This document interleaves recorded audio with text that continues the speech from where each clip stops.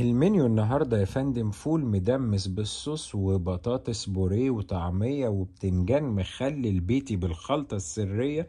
يستاهل بقك يا صديقي. لكن قول يا بوبوش، ليه بتسموها نفحات وليه بتعملوها في الحسين؟ هجاوبك يا صديقي، ولو انها باينة جدا لكن بيصعب عليا بعض الناس الفقراء فكريا.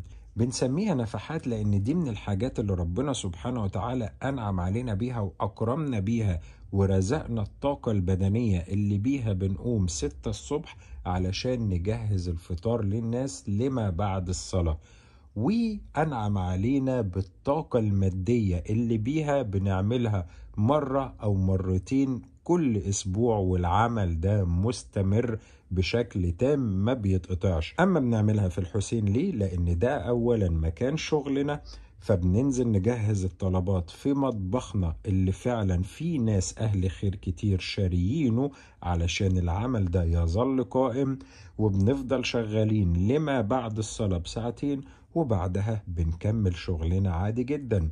أما منطقة الحسين كمان السبب التاني علشان بعض الفقراء المتواجدين هناك. أعتقد أن السبب من البداية واضح، لا لحسين ولا لمحمدين، وإن كان لآل بيت كرامة تحترم، لكن العمل ده احنا اللي محتاجينه زي ما قلت لكم قبل كده، محتاجين نزكي بيه عن صحتنا وعن وقتنا وعن أعمالنا، فإحنا اللي محتاجينه أكتر من الفقير. أشوفك دايما على خير.